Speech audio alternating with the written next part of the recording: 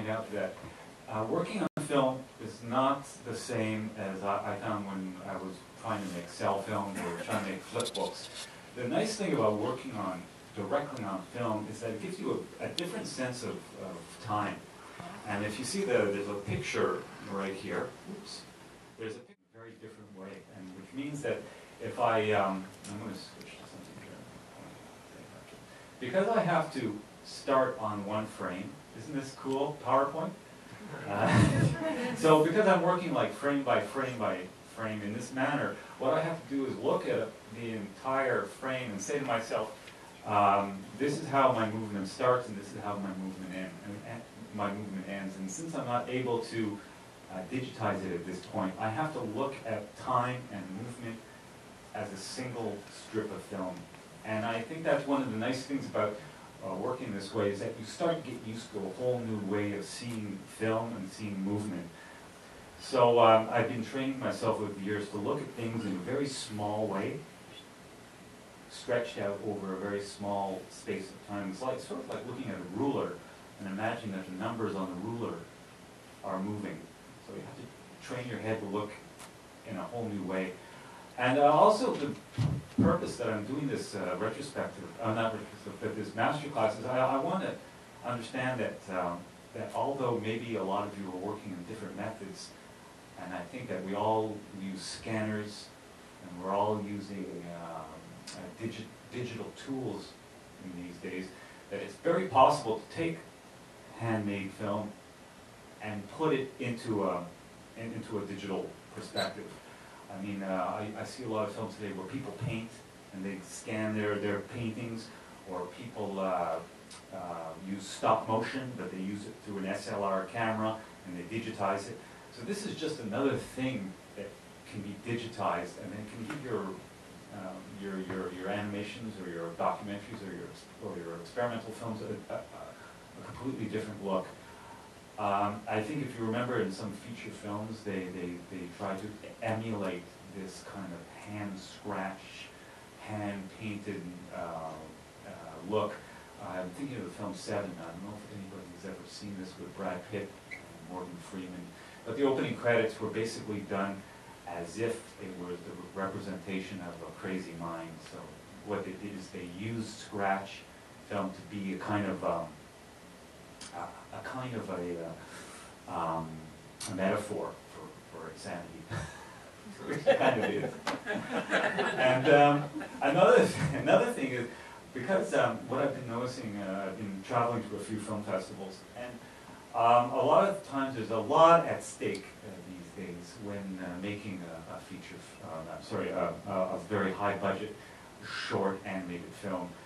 I know that sometimes the award-winning films, they can cost hundreds of thousands of dollars, and what I think is being lost or being slightly reduced is the idea of having fun with film, or fun with movement, or experimentation. And I think the nice thing about working in handmade cinema is that experimentation comes at a very low cost, which means that you can try things and not lose a lot of time and not lose a lot of money trying new things. And that's why in my 20 years or 25 years of making films, I was able to make so many, because I was able to work immediately, rapidly, and not worry about going into a huge amount of debt.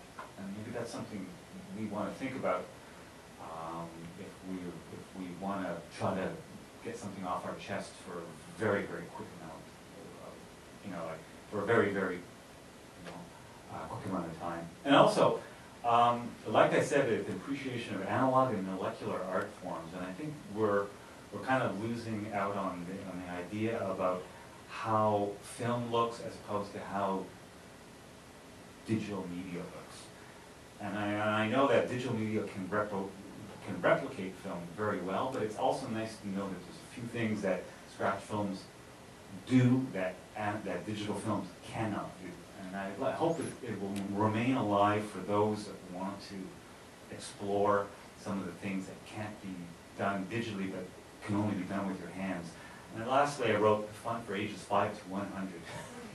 So I've seen children have a really have a really good time trying to make movement on film, and I'm hoping that tomorrow in the lobby of the Cinémathèque, some kids will drop by and have some fun with film. And also, I'm hoping to do this up to the age of 100, I hope. And like I said, it's all my tools are basically in front of me, and I want to hopefully I'll be able to share them with you today. So when I'm talking about handmade techniques, this is what I'm talking about. Next. The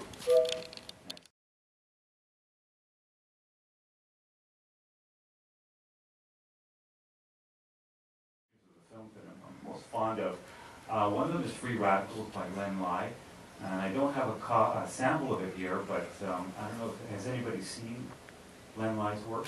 It's quite amazing, because what I really appreciate about Len Lai is that everything you see is done on film.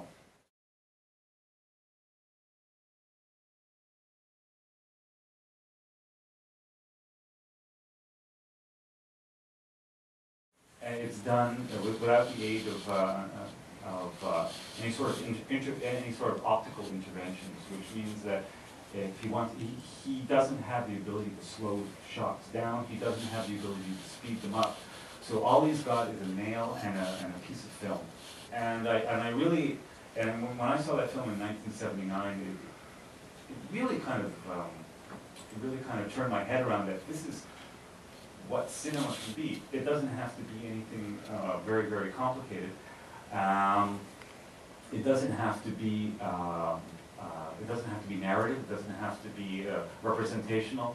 It can just be simply lines moving around. And of course, my other film that I put as an influence was Blinkety Blank, because not only Blinkety Blank was very well done, but it's also contextually very well done. There's actually introduction of a theme, of a bit of a story of the chicken and the egg. And I've always been attracted to this film, and I always think it's one of my, we played it earlier today, and I'm very, very excited every time I see Blinkety Blank. So what I'd like to do is show you a film that I made that played earlier today called Brouhaha. And what Brouhaha is, I want to walk you through the steps of how I made that film. So I'm going to do this.